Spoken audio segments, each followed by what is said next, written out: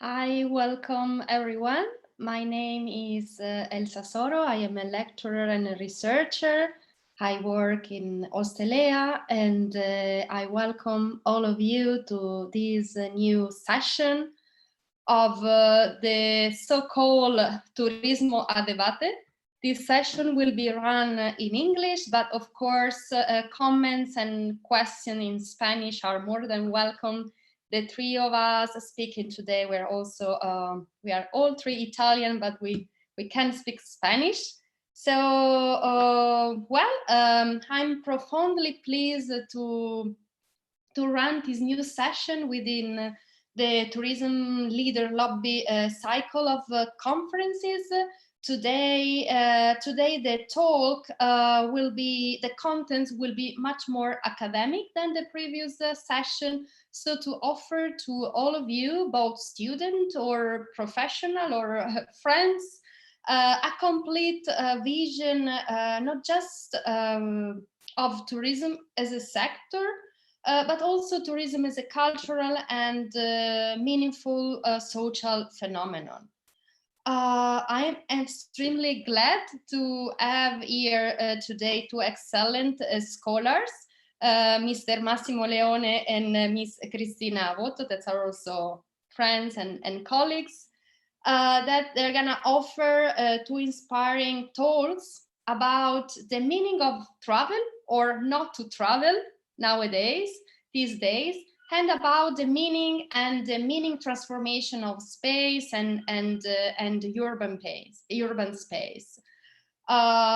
Such relevant topics in a time of crisis, in time of changes and transformation. It's not by chance that I'm insisting on the word meaning. In fact, the two guests today, and also myself, we are semiotician. Semiotician are people, are scholars, are academics, who are particular interest in the signification process within a specific cultural and social context. How things means what they mean, if you want. Before introducing the first presenter, Dr. Massimo Leone, Professor Massimo Leone, let me just spend some introductory words about the European project funded by the European Research Council, who sponsored together with Ostelea the event today, and within which the three of us are collaborating. Well, Massimo is like the PI, the principal investigator of the project. And the project that brought together the three people on the room today. FACETS is the acronym of the project, and FACETS stand for Face Aesthetics in Contemporary Technological Society. Why I am mentioning this project? I reckon that is very relevant for both professional and the students, students of tourism, students of business, students of social science, as you are, I guess, if I can't see you. The European funded project FACETS combine different kinds of disciplines, such as semiotics, but also anthropology, and also, other study about face technology, in order to understand what is the meaning of and how the meaning of face has been changing through time. When I say face, I also refer to, for example, such a current phenomenon such as the selfie. Why people take selfie? What's the point of using filters in our social media profile? But also, the project want to understand very, very daily practice such as those, but also want to approach such a complex topic such as the biometric technology and the relationship between face and identity, and so it's self-evident how the topic is also meaningful for people who study tourism with interest in tourism industry. Why so self-evident? Well, no, phase, for example, phase biometric technologies have been invaded tourism spaces such as airports in order to guarantee the security of tourists. Also, on another point of view, social media, which are vehicle for destination promotion, are today more and more run by the user, by contents generated by users, such as a selfie with, of course, the face of tourists over there. We can easily say that the tourism industry communicate and promote itself with the faces of the tourist. Well, lastly, in times of pandemic, when tourism, for the moment temporarily, don't panic, is for the moment banned, a face brings the marks. Just think about the mask. So face brings the marks of this very changing time at the first place. So yeah, nevertheless, today's session, our FACETS researcher, they are going to offer to you two splendid talks about something that is otherwise meaningful for you, meaningful for people that are generally speaking interest in tourism and tourism industry. So let's start with the first speaker, Professor Massimo Leone, that to whom I say hello, Massimo. And despite his very young age, Massimo is a full professor of semiotics at the University of Turin and at the University of Shanghai in China, and is our FACETS project PI, principal investigator.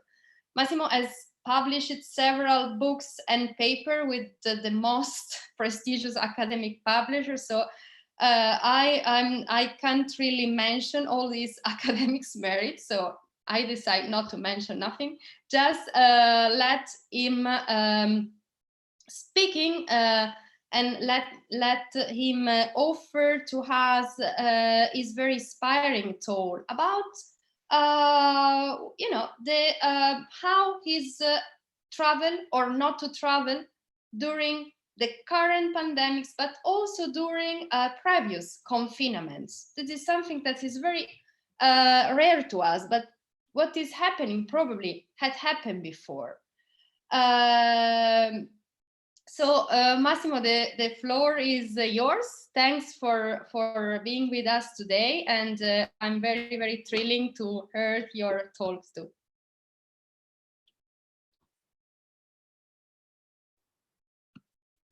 Thank you very much, Elsa, and many thanks also to Australia University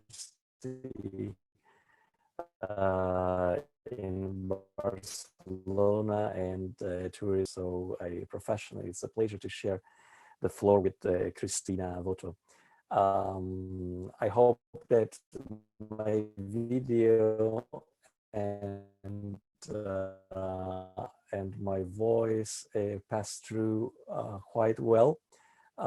We live in a time of uncertainties as regards our future, but also as regards the quality of our communication. We cannot get feedback. And I feel a little bit nostalgic because a little bit more than 1 year ago, I was actually in Barcelona at Australia University, and I was given, well, probably not you, but your predecessors were there physically, and we could exchange ideas face to face. So we're living strange times. We are living strange times as regards many aspects of our life, many aspects of our existence. And let me start with some autobiographical notes. I am a, I can say I'm a big traveler. You know, I've been traveling a lot in my life. Uh, I could say even more. I could say that in the past 25 years, I've been traveling more than I've been actually at home. So travel has become sort of an existential characteristic of mine. And while I was traveling from Poland, Warsaw, where I was until recently, until the end of February, for a visiting professor meant to give a lecture. The epidemic broke out in Italy, and it was clear pretty soon that it was actually quite serious. So I happened to be in Bordeaux. I gave my lecture in Bordeaux, and I didn't know at that time that it would be my last lecture. So it would be the last time that I would have some students physically in front of me. So it was very difficult to know whether it would be better to stay in France, go back to Italy. Finally, I ended up in a place called La Rochelle on the coast of the Atlantic Ocean in France. And I've been renting like hundreds of apartments in my life with Airbnb, but this one has turned to be quite particular because in this Airbnb rented apartment I've been spending the last 2 months, Professor Soro, Professor Voto, and yourself, students. You know, we have all lived this experience of the pandemic in different ways. We has radically changed our way of life, has radically changed our style of life. It has obliged, you know, I was jumping from plane to plane before. Sorry I for was interrupting you. skipping from train to train, country dropping, going here and there for talks, for conferences, for pleasure, for vacations as well. And all of a sudden, I was in this little apartment with, very few items. Sorry, Massimo, sorry, Perhaps your connection is not there's a very technical good. problem. Well, Yes, can you? you're like, Okay, can you briefly check? Is I'll video try to switch to another connection, but unfortunately, I okay? don't think this is going Great, to great. change. It would be great. We got everything, but it was Okay, okay, slow. okay. Okay, What about now? Is it better or is it worse? it's better. Better? Okay, okay, It's good, better. good. Yeah, Yes, now it's better. yeah. Sorry, that's much better. No, If something wrong, I just interrupt yeah, you. okay, Okay, okay, okay. we Thank just you, start like thank this. you very much. Thank you very much Thank also. you, Massimo. Sorry. Yeah, another problem is they ended up also in this apartment with a very a unstable connection. So sometimes I'm using my data, sometimes I'm using the Wi-Fi, sometimes I'm using the Wi-Fi of the local pizzeria, which is still open downstairs. So I was saying that I ended up in this apartment, and I was was suddenly with very few books, very few objects, and a lot of time to think, and a lot of time to think about what I was missing. And one of the things I was missing was exactly traveling, um, um, the activity of journeying to another country. But it was also a wonderful opportunity to reconsider what a travel is and what travel had been for myself. Um, and I started also reading some very peculiar books. You know, there is a particular kind of literature which is called travel literature. The texts that are written in this genre are called travelogues. So they are books written by people who have traveled, and then they want to share their experiences with other readers. And so I started to read online some travelogues, but some very peculiar travelogues, immobility travelogues.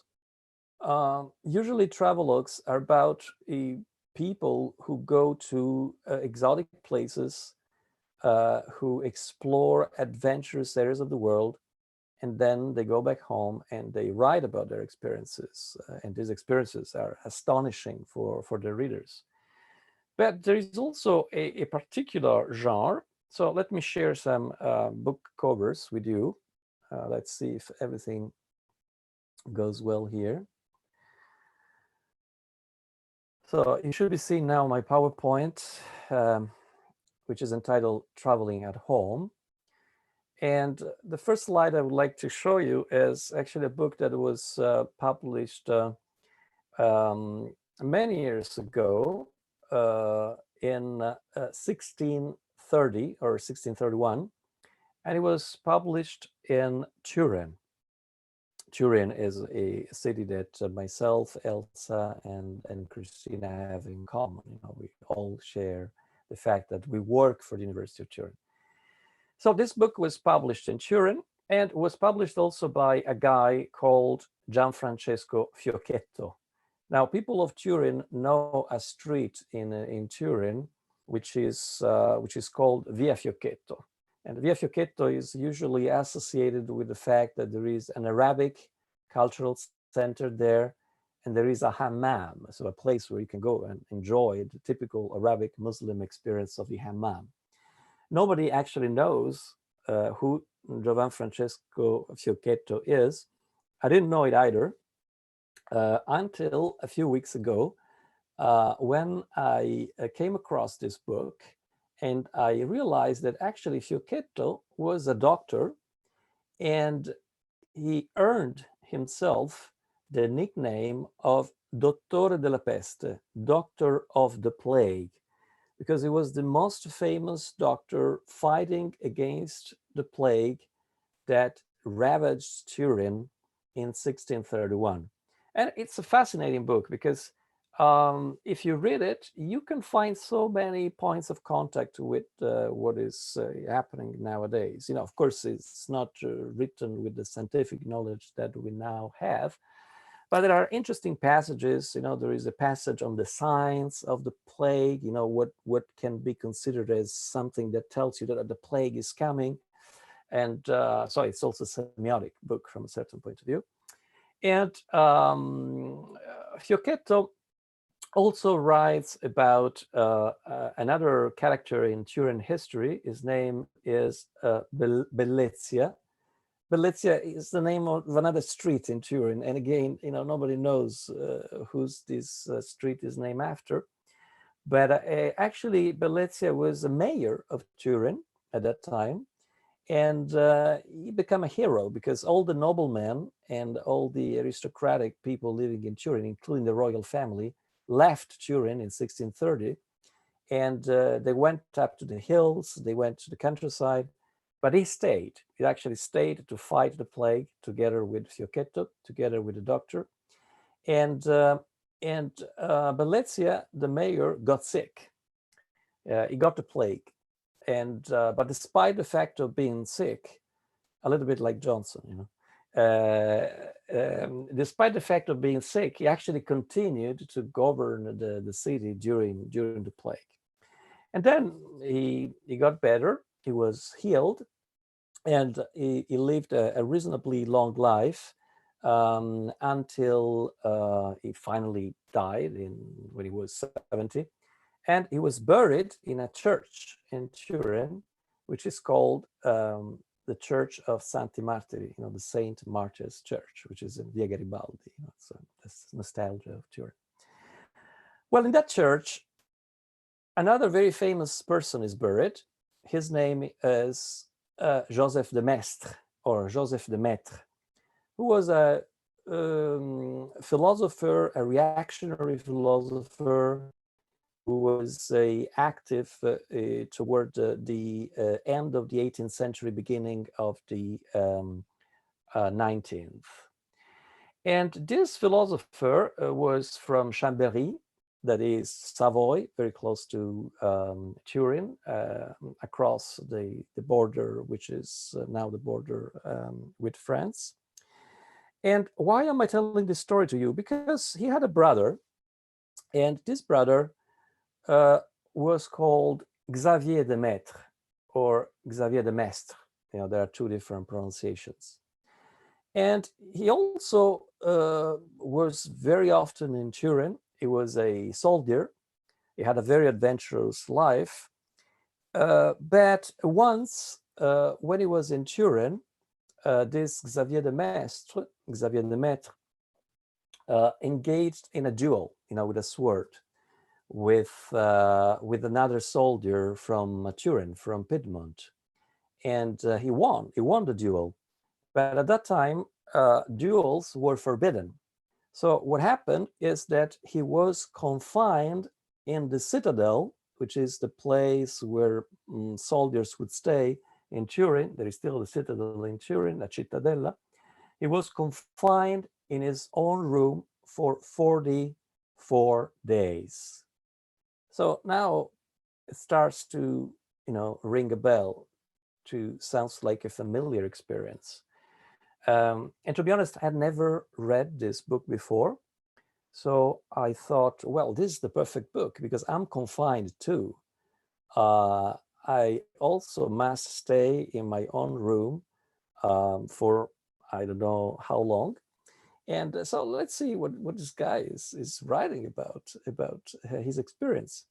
And the title of the book is quite peculiar, because as you can read in the slide, in French is Voyage autour de ma chambre, which in English has been translated as a journey round my home, un viaje alrededor de mi habitación, no? So de mi cuarto.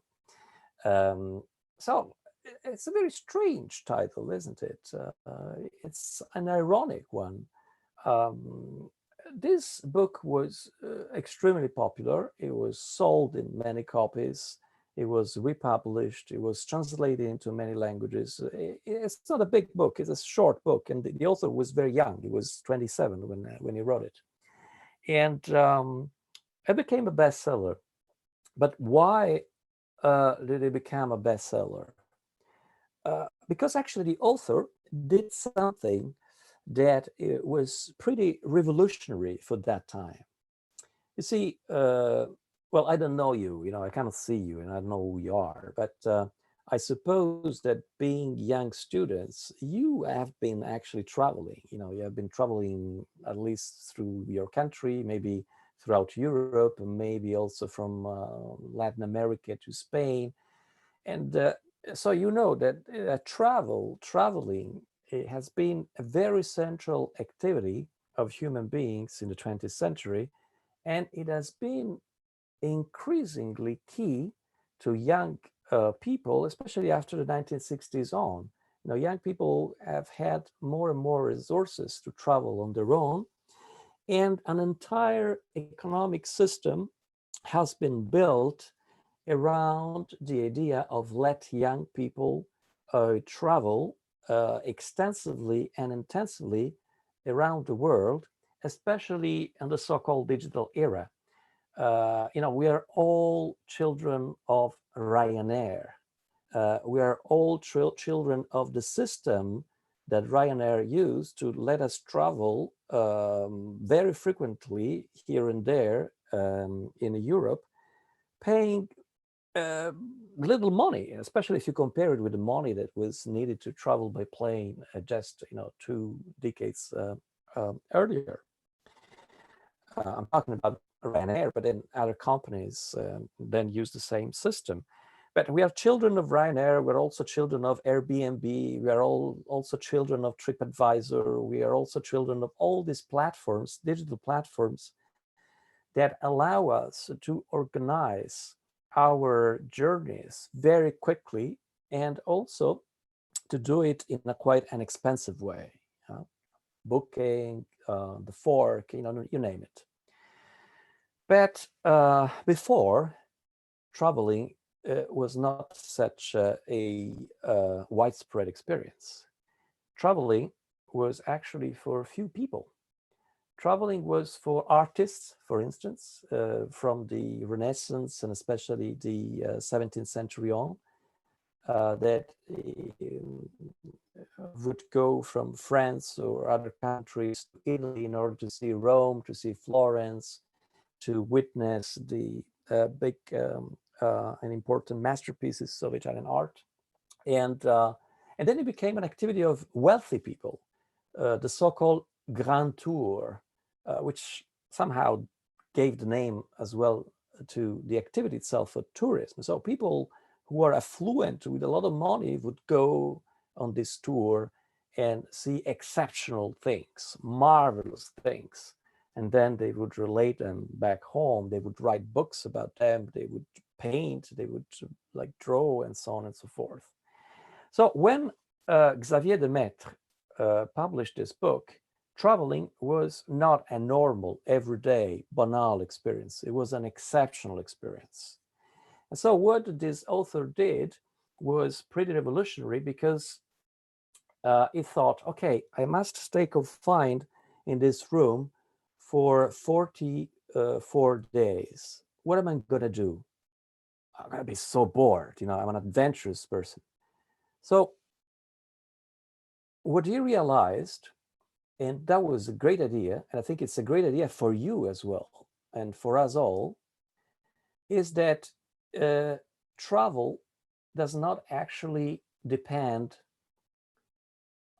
strictly on the fact of moving to a distant place, on the fact of moving to an exotic place, to the fact of moving to a marvelous place. Xavier Demaitre was the one who first proposed that traveling was mainly a mental experience. It was a semiotic experience. So he actually started traveling around his room, but he tried to adopt, he sought to embrace the attitude of a traveler. So normally we stay home, we get bored, and then we travel somewhere else because we want to, get amused, get entertained, change our ideas. What he did in this confinement was to think, okay, I cannot get away from this room. So what I'm going to do is to adopt the attitude, the mental set, the mindset of the traveler, and I'm going to discover unknown things in my room. I'm going to look at the paintings in my room with different eyes. And this is what gave a completely different perception of the room itself. So Demaitre in particular has splendid pages in this a little masterpiece of his that concern paintings, like dear students, dear colleagues, this is a challenge to you, just close your eyes and try to remember what paintings, what images hang at the walls of your rooms. Now, you probably don't even remember them, you probably don't even look at them. And so the maître started to travel through his own room as it was the room of a museum. So looking at the paintings that were at walls and try to mentally associate these paintings with new ideas, exactly because he was adopting the mindset of a traveler. But then, and I'm going to conclude with this remark, the maître thought that there was a painting in his own room that was actually the most splendid paintings of all. He says in this wonderful book, every time that I've had a man or a woman or a child or even an animal looking at this painting, everyone, the man, the woman, the animal, have found this painting the most marvelous one, the most beautiful painting ever. So what was this painting in Xavier de Maître's room? Well, probably you can guess. This painting was nothing but a mirror. The mirror is the painting that we look at, and what we see is usually something that we admire. It's usually something that catches our attention. You know, the paintings in our rooms, we don't look at them anymore, but we look at the painting because there is ourself in that image. There is our face. And so the maître thought, okay, well, I'm confined, I'm looking in this mirror, but probably I should not only journey through my room, I should not only look at the paintings in my room as if they were the paintings in a museum, but I should also look at my face in the mirror with the eyes of a traveler, as if my face was a landscape to travel through and to discover with new eyes, to discover some new deep truth about my existence, who I am. And with this existential question, I really thank you very much for this wonderful opportunity. I'll be extremely happy to interact with you if need arises. Thank you very much. And thank you, Else and Christina, Okay. for being so patient. No, no, it's not. It's not. It's not matter of patience, Massimo. Thanks so much.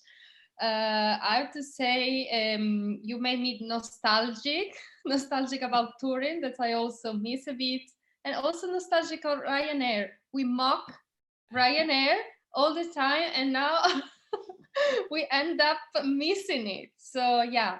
Well, Massimo, thanks so much. I really welcome your invitation, and I send this invitation to our students to, before really, we need to design new tool for tourism. We have a great opportunity for rethinking new way of traveling, and as you said, is extremely important, to stimulate our creativity and our imagination. So we are just like Xavier de Maître.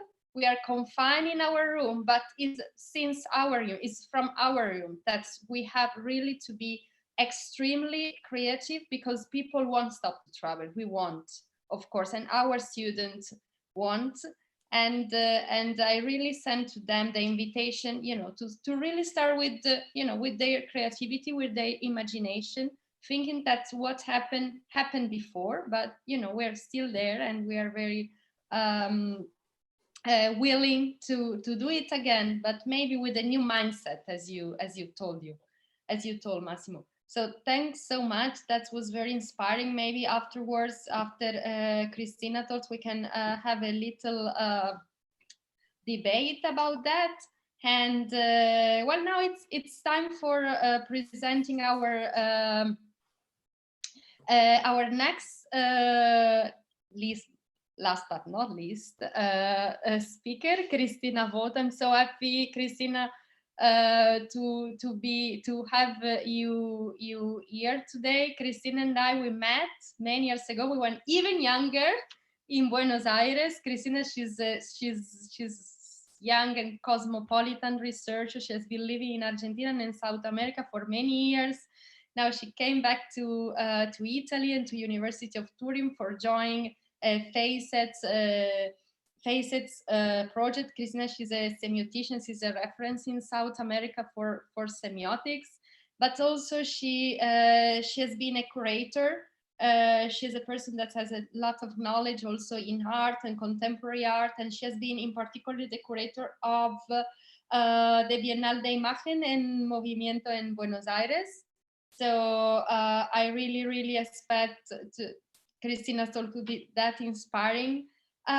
So we move from traveling from our room and we go back to our loved urban space, and we see how urban space are also is like a surface when where we can project images, and so that way maybe we can rethink also about another industry that has been suffering a lot from this pandemic, such as event.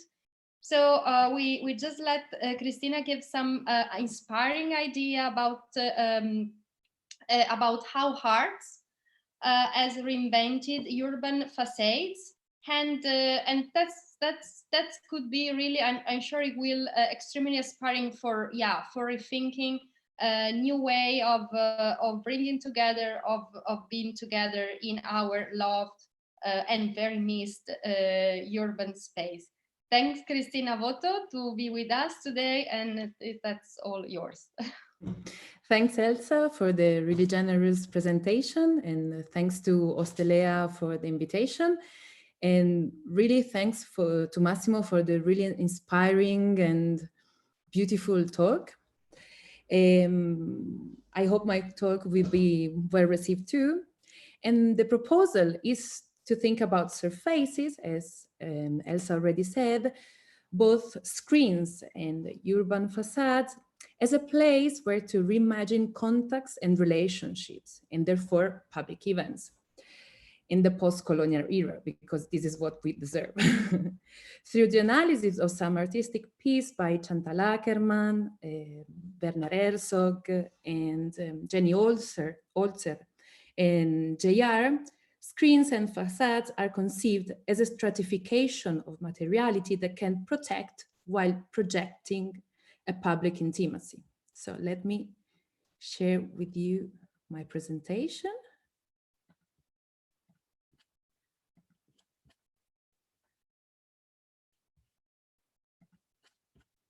And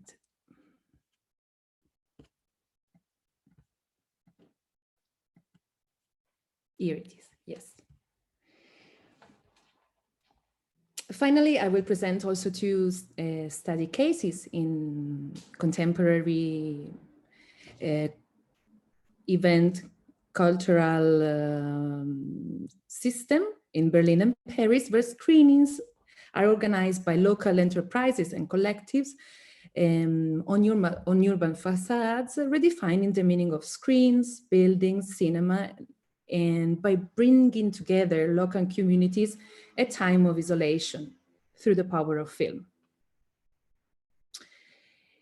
So let's keep the suggestion of Massimo talk, and let's start with a short movie from Chantal Ackerman, which is a Belgian director, who in her early short film, La Chambre, we see the furniture and the clutter of one small apartment room become the subject of a journey of a moving still life, we can say. Chantal Ackerman lies in her bed, now you will see it, watching us as we go traveling around her room. While doing this, she does the same sort of things that we do while watching film in the comfort of our homes. She lies, eats, all while watching us traveling around her room. There is something discomforting in the way she seems to look through us. She's somehow in a position of power. It's a small It's almost as if she's the one with the remote, the one with the ability to turn us on and off at will. While we know that she can't possibly see us, there is something knowing in her look that suggests otherwise. This film could be seen as an inversion of viewing experience, an inversion of the experience with screens. Do the screens screen to protect or to project? There is also a feminist, or maybe better humanist, angle to La Chambre, beginning with the very name, which translates as the room. An angle that today we can expand to a very collective experience, and here is Chantal. We were saying that an angle that today we can expand to a very collective experience for those who we have the privilege to have a room. Historically, this would be where the respectable Western woman was confined. Today is where we all are confined. We have all experimented how the current pandemic has remixed our spaces concerning the binomial individual collective speciality. The contagion is based on a dynamic by definition spatial. It reverses spatial values, it reverses symbolism, it readjusts proxemics while readapts or reinvent the strategies of everyday life. In this sense, we can also say that the pandemic drastically changed the meaning of space. We are experiencing how maintaining a distance transmutes its original affective value, out of sight, out of mind, until it becomes a very different way of taking care of others. The distance can become affection, like a space of decompression of the contagion whose limits oscillate between curing and caring. The contagion, however, also builds new spatial alliances, new borders, new frontiers. In this sense, during the pandemic, we also gain new distances, such as the diffuse, the periphery, new spatiality of social and power orders. These are the days when we experience on our skins and on our screens what it means to be at the center of a network of connection and what the painful consequences of a gap in access to telematic can be. On close inspection, there seemed to be a significant relationship between social distancing and technological approximation, as if the increasing distance in social and private space corresponded to an inversely proportional approach of technology. We are witnessing a reconfiguration of a spatial mode of a form of reception characterized by what we can call public intimacy. Our pandemic experiences are certainly individual or even singular, affective, emotionally, healthily, but in the company of and in relation to other people, other places, other faces. We can think about the pandemic as a very interdependent event. This relation, this interdependent relation, is mediated by screens, something that protects and something that projects. We can think of screens as surfaces, as elements of separation and connection between bodies, spaces, and faces. While the protecting part is clear and already deeply experienced during these days, let's focus on the projection part, understood as a conduction and transmission. The screen as a projection of an atmosphere and projection of faces. The projection as transmission and connection is present in history since Pliny the Elder, whom in the book 35 of his Natural History wrote about the origin of portrait as related to a young woman who was in love with a young man, and she, when he was going aboard, drew on the wall the shadow of his projected face by a lamp.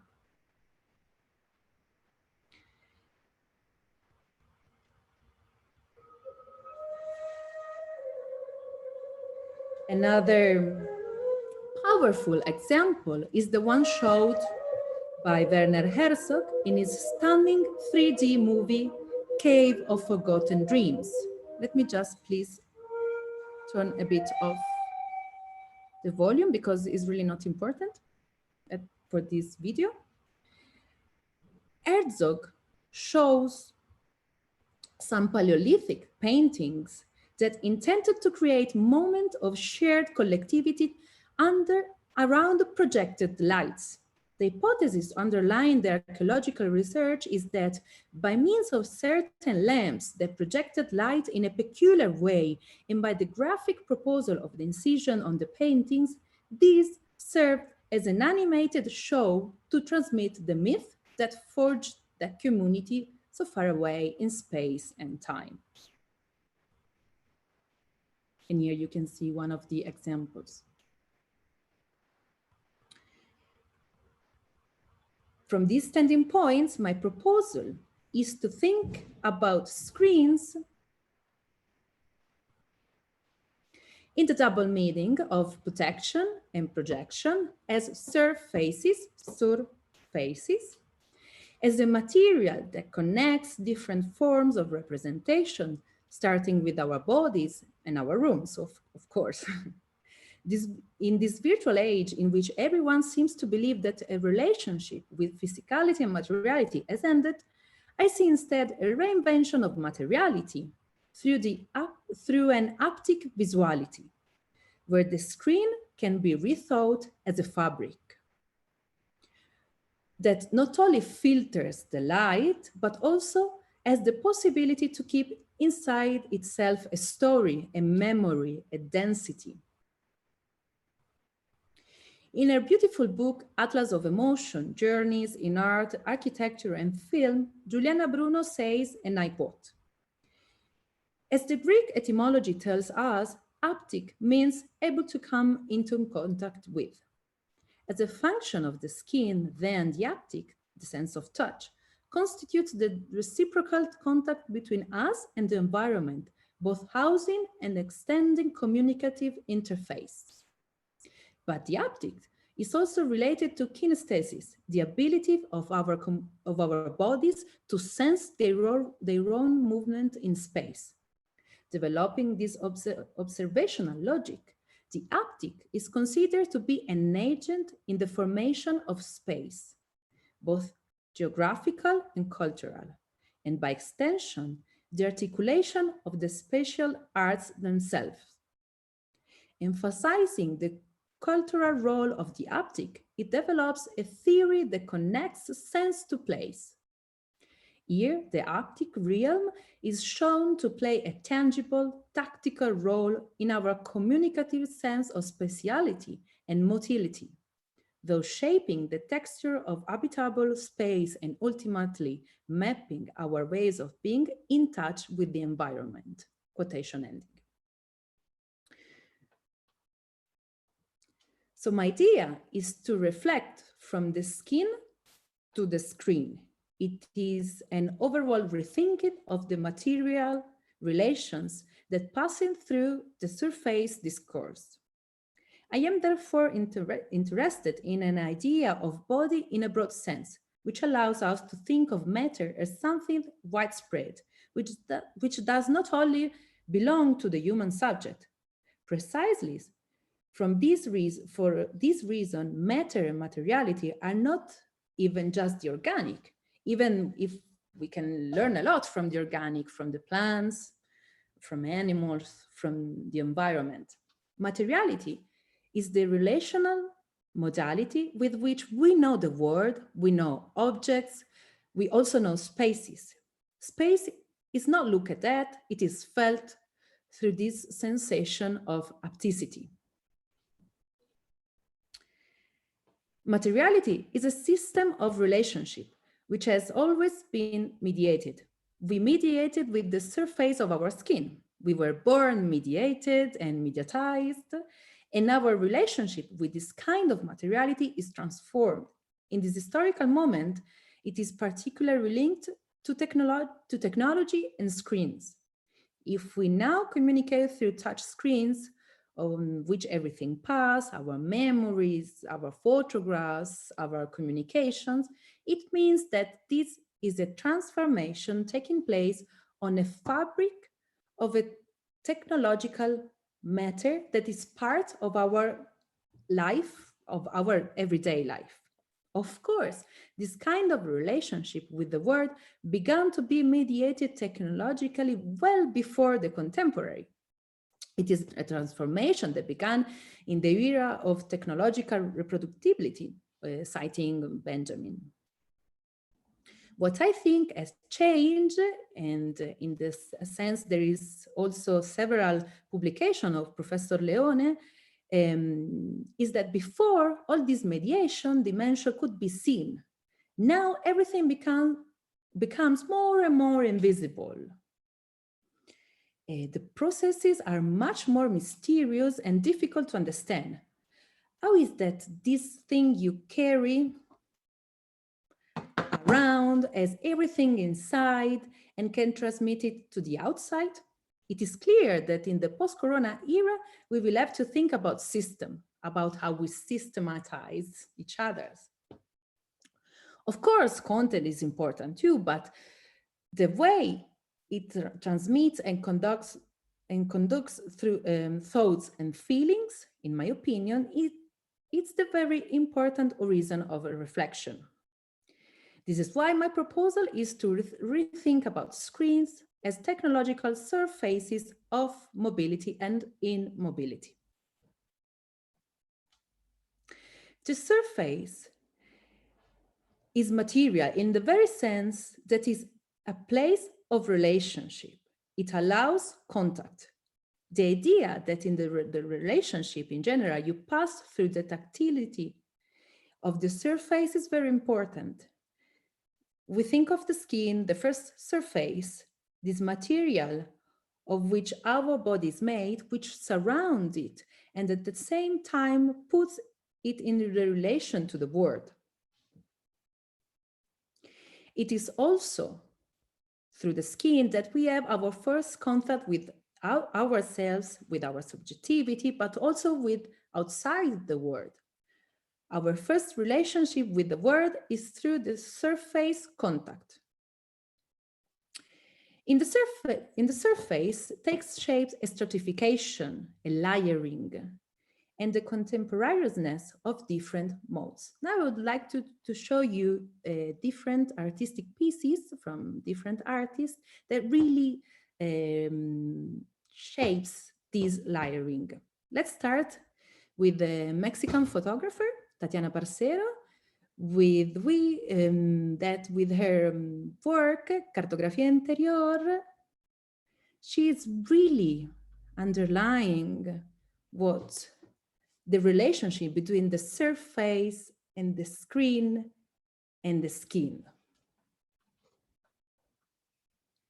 Let's pass to another artist, JR, is French, and is really reflecting on skins and urban facade, always using the photography. This is a project that he made in 2009 in Rio de Janeiro. And we can see the skins, and particularly the eyes of the inhabitants of this place in Rio de Janeiro, sadly known as a favela. The same inhabitant were photographed and transformed as a surface of their own houses. Here is another example of JR arts. The wrinkle of the city in La Habana. And in the idea of stratification, there is a coexistence of different times, different modes, different faces.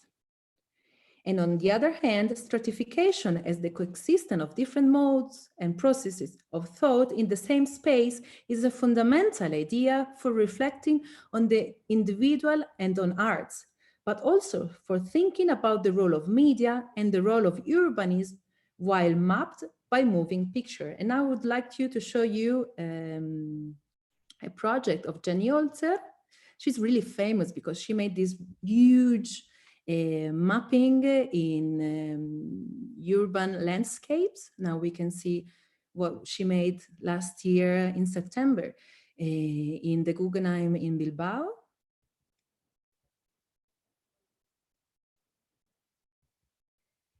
A really suggestive experimentation. Mapping as an artistic practice, also known as projecting mapping, video mapping, or spatial augmented reality, is a projection technique used to turn objects into a display surface for video projection. This object may be complex industrial landscapes, like the case we are watching now, such as buildings, to create an audiovisual narrative. For example, in 2005, during Las Fiestas de la Mercè, the facade of the building of the Barcelona City Council was mapped and used as a screen where to project the journey of some extraterrestrial coming to Barcelona. And here, I would like to show you the arriving.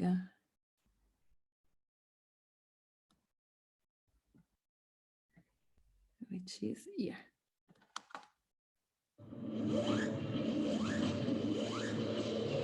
One, two, three, four.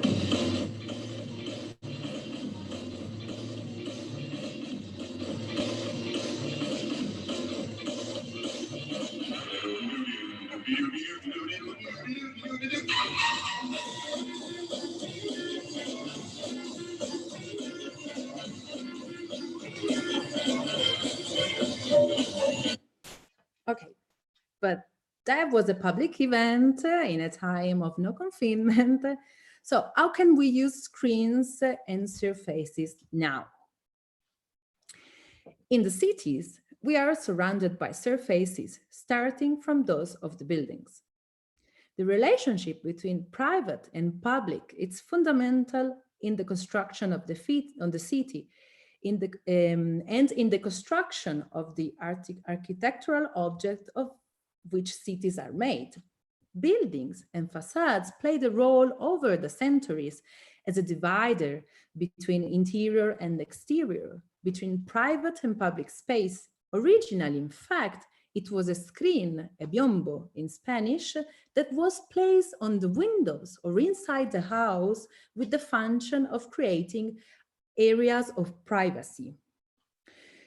So, as I was saying you at the beginning of this talk, I would like to present you to study cases from Berlin and Paris of city surfaces used and resemantized as place of relationships, of protection and projection, places that can allow an haptic visuality, a visuality committed with the ability to come into contact with the community. An inventive new project in Germany is redefining the meaning of screens, buildings, and cinema by bringing together local communities at a time of isolation through the power of film. Berlin's WindowFlix project beams films onto building facades for a whole residential block to enjoy. The WindowFlix project is hosting film screenings in Berlin Country Yard as cinemas are closed due to the pandemic, and popcorn is distributed to residents by local business before movies, because we don't have to, to stop to have our experiences. Our idea was to show that people don't have to be cooped up behind digital screens, says Olaf Karkav, the managing of this project. They can go and open their windows and watch something together with their neighborhood.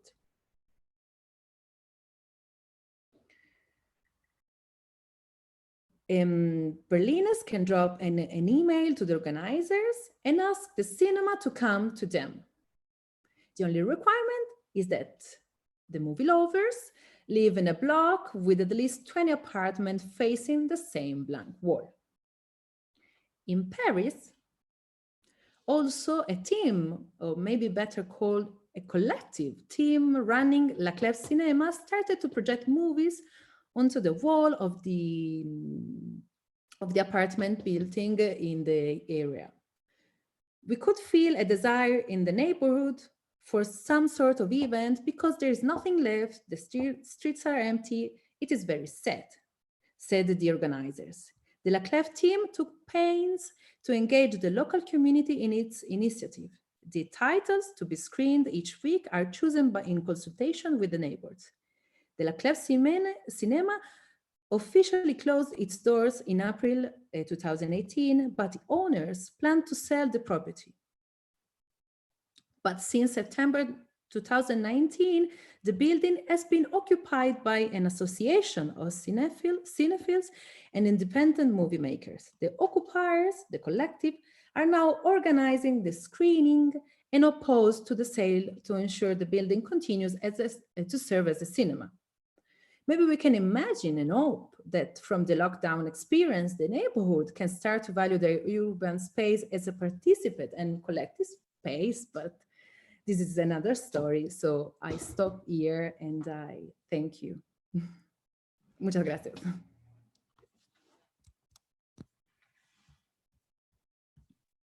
Gracias.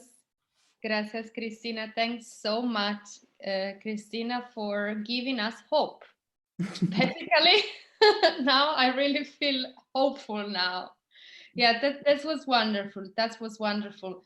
It's so important, you know, in time of uncertainty, as Massimo was mentioned before, to rely also in some people that's really could that's really have some sense of immense sense of creativity, such as artists. So thanks so much. You know, in tourism and in business school and management school, art is like always, you know, is we're not referring as we should do to artists and art, because I mean, if we want to rethink the industry, if we want to rethink how to travel, we really need some grateful and also crazy idea as the ones that you show us. Also, thanks so much for showing us and our student our love Barcelona. I don't know how many of you of the participants how many of you are in Barcelona. I am. So I also felt a bit nostalgic, like by seeing, you know, the facades of the municipality and with this beautiful projection. So so that was really hopeful and inspiring. I would say, in order, you know, to make some conclusion, not easy to make any. There are not any conclusion. Just some final observation.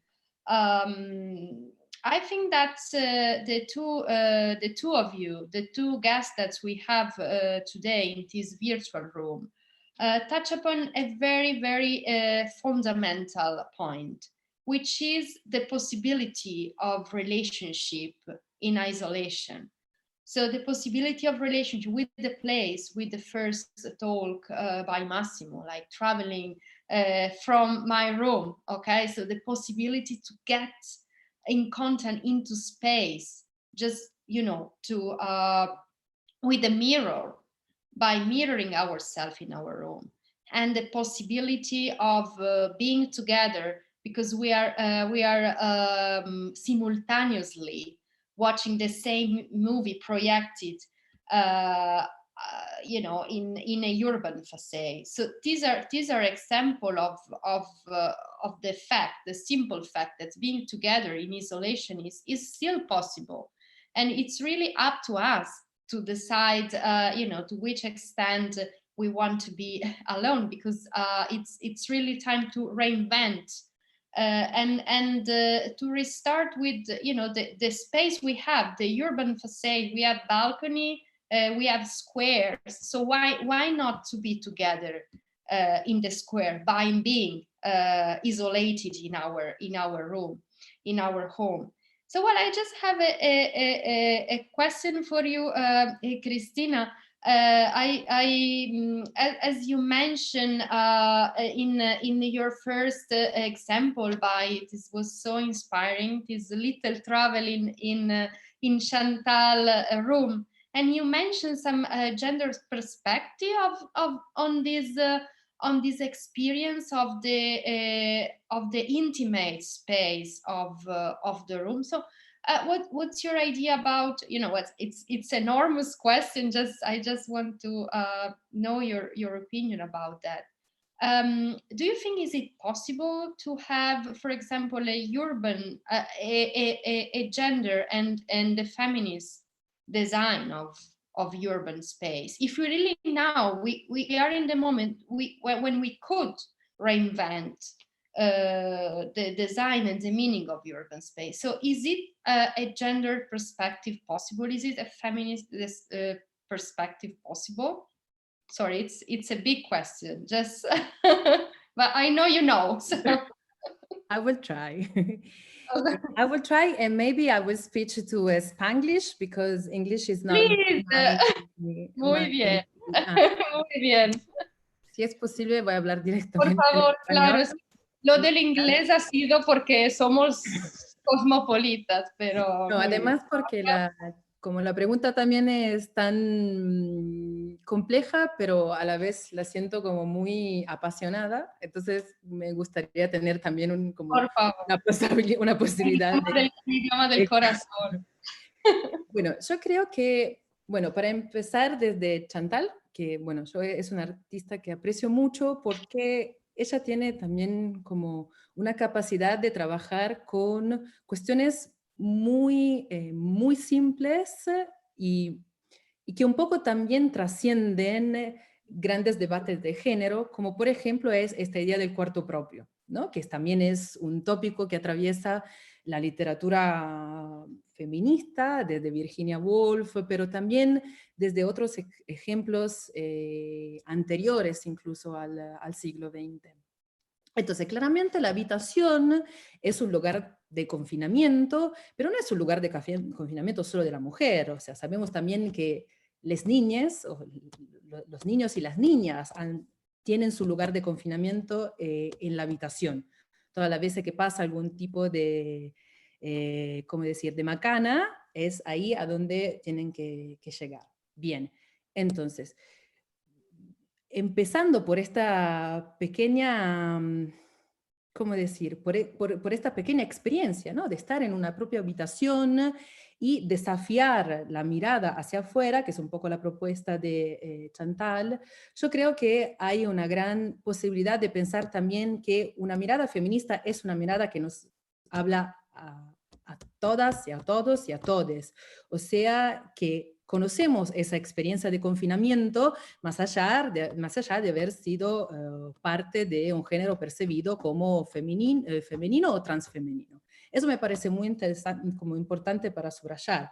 También porque La Chambre es una de las primeras producciones de la directora, y ella relaciona esta idea de confinamiento también a la experiencia maternal, o sea, de su propia madre, de haber sido confinada en un campo de concentración.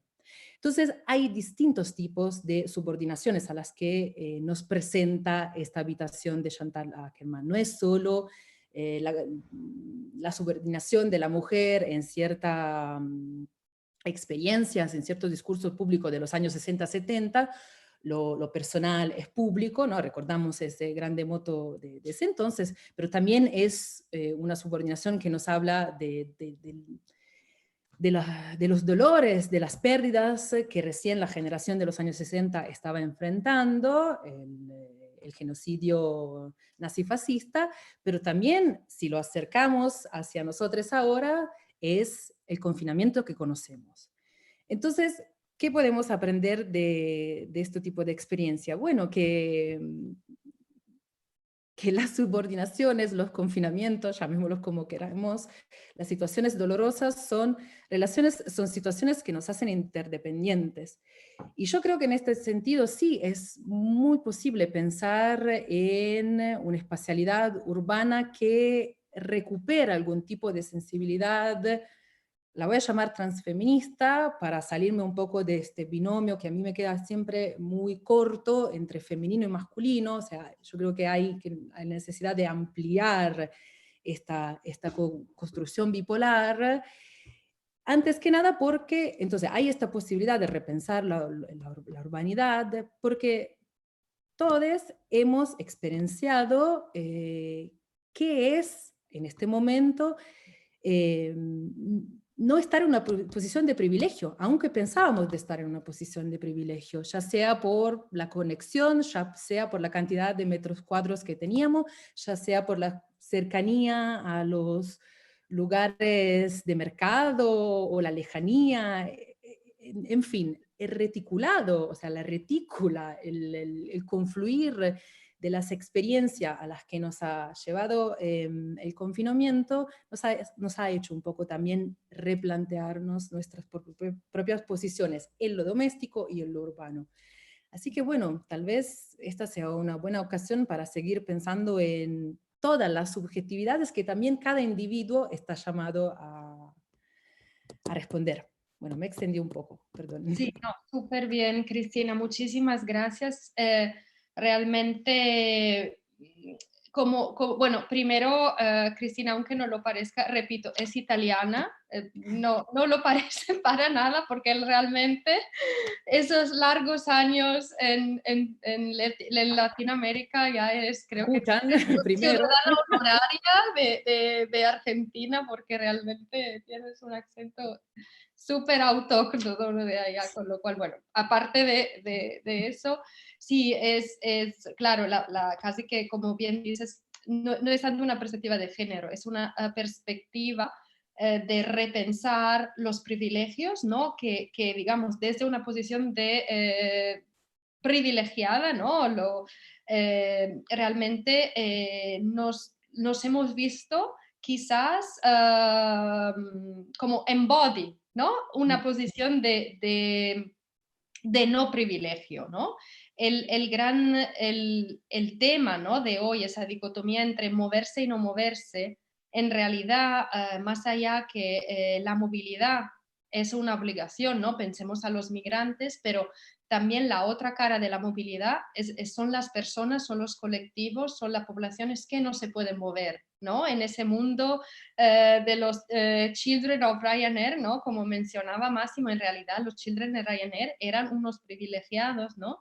Comparando con colectivos que no se podían mover. Entonces, ese repensamiento también de una posición de privilegio es fundamental y tenemos ahora repito, una gran oportunidad como profesionales, como académicos, de repensar desde el espacio a luego, pues obviamente brindar una mejor, un reticulado y quizás más equo, más equilibrado, ¿no? Una vez que podamos volver a los espacios de allá afuera, ¿no? Que ahora tanto echamos de menos. Sí, es realmente muy inspirador lo que has dicho. Y ahora, bueno, concluiría con una otra gran pregunta, que es que creo que es un hilo conductor de las ponencias, ¿no? De las comunicaciones que nuestros dos magníficos ponentes nos han ofrecido, que es un poco la relación, y me dirijo a Máximo, ¿no? Como semiótico, como profesor de semiótica, esa relación entre público y privado, ¿no? En semiótica amamos muchos las suposiciones, ¿no? Como a la raíz del sentido, ¿no? Que nace por la diferencia. Pues entonces, mi pregunta, que otra vez es una de esas grandes preguntas existenciales, que obviamente no sé, bueno, no acaba aquí, pero creo que es una buena oportunidad para hacerlas, es un poco, si tú crees, Máximo, y cuáles son los instrumentos de la semiótica para repensar esa oposición entre público y privado, una vez que salgamos de aquí, una vez que salgamos del confinamiento. ¿Tú crees que realmente esa oposición se verá totalmente transformada? ¿Qué nos llevaremos?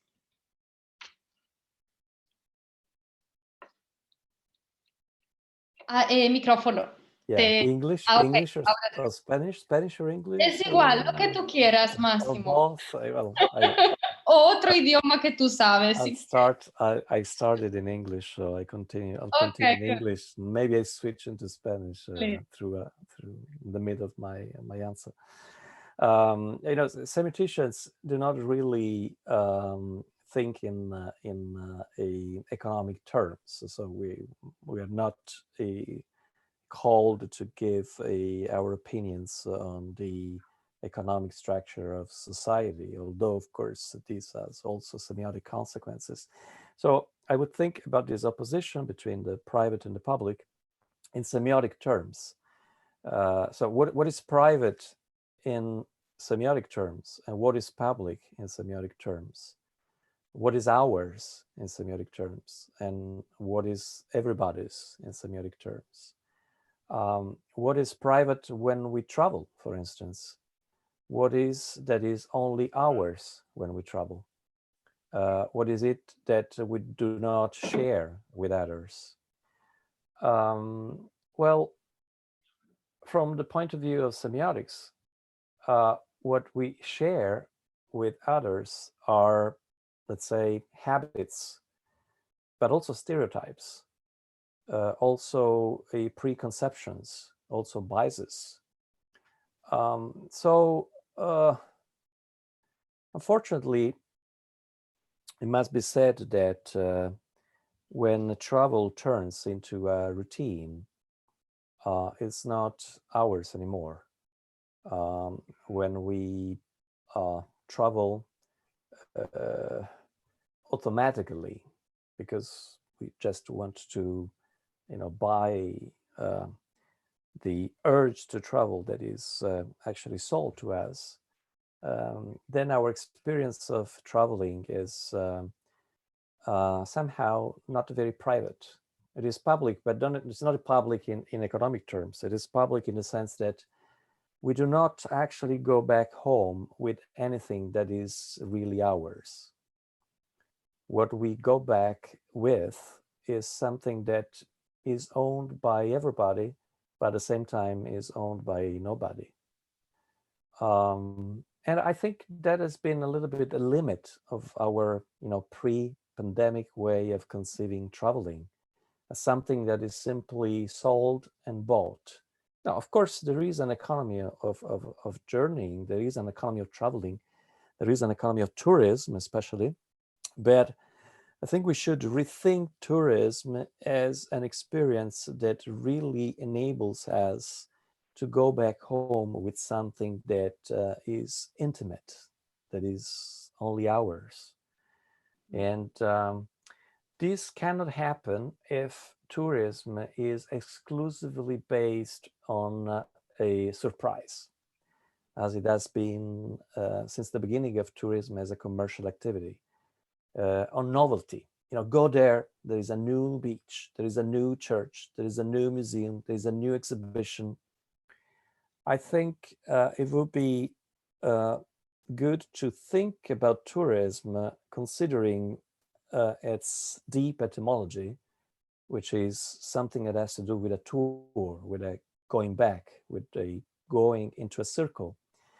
So from the classic that I've mentioned in my talk, we should probably learn that it is necessary for us not to travel anymore, or at least not to travel only through space. We should travel also through time. We should not only travel through surfaces, but we should travel in depth. And we should rediscover what we know. We should see and look at what we know with different eyes. I think this would be fundamental for giving a new idea, attributing a new idea of privacy to tourism, not in economic terms, but in existential terms. Yes. Yeah, thanks, Massimo. It's like a great answer, because it's again an invitation to future professional of tourism, to future manager of tourism industry, to switch the perspective from the realm of experience. We've been so bombed in recent years about this push to experience. Travel need to be an experience, otherwise it's like you hadn't traveled at all. So you have to come back, you have to not even come back, you have to be immediately on social media for sharing your experience. So to switch from this emphasis to the experience, to the emphasis in something else that is more about be mindful, that is more about be aware. More than showing the experience is more about being aware of the experience. And I think that in some way in tourism industry in some way has been a bit receptive to that. In fact, there are like some new niche in the tourism industry, such as tourism that bet for rediscovering space for rediscovering the inner self. And so in some way this tourism of sense can in time of post-pandemic, in a post-pandemic scenario, can some way replace this push for the experience and this push for showing the experience in social media. So a rediscovering of this private space, but that's also a shared space with others. Okay, it's not just about ourselves, it's also about a collective, and it's also a collective experience that's also in some way need to be lived in a more private way, in a more mindful way, if you like. So yeah, I think that's I really don't want to add anything else to this beautiful reply to my question, because I really want to kind of taste a bit more the sounds of your answer, because I think that are extremely inspiring as they are, and I'm really sure that the people that unfortunately we can't see, we are condemned to not to see our students, not to see our interlocutor, but I really want to leave them with his final this final observation from Cristina and Massimo, in order to kind of process and to kind of take those final comments into account for your final dissertation, maybe for the next application our student maybe are design. We are also with the Facets project thinking about all the apps that we have in our mobile phone that are about everything, and in particular that are about our face. So it's really a time for rethinking also about new application that's give a new value to our space, to our face, in the relationship with others too. So I really don't want to destroy your final conclusion with some banal points. So well, again, I'm so grateful to be with you two today. Is it true that you, Massimo, remind me that last year Massimo was our guest in Ostelea with some student of our last year? That's that I told you, Massimo, that some of them, I'm sure they still remember what is semiotics. Maybe, who knows, maybe they have they will be future semioticians. We really hope so. We need more semioticians to understand the crazy world we are living. So, again, thank you so much. And I really hope to have you physically in Barcelona very, very soon, and regardless of Ryanair or other way of transportation. I also thanks, I thanks Ostelea, and I also thanks our beautiful assistant that's make this virtual room possible. We know that all the time there are lots of technical details to look after, and I think the lady that helped us, they did it wonderful. So thanks to them, and see you very soon, Cristina and Massimo, and see you very soon to our students, for the moment apart, but hopefully together. Bye. Thank you. Bye-bye. Bye-bye. Thank you. Gracias. Bye bye. Gracias. Hasta luego. Hasta luego. Ciao. Ciao. Ciao.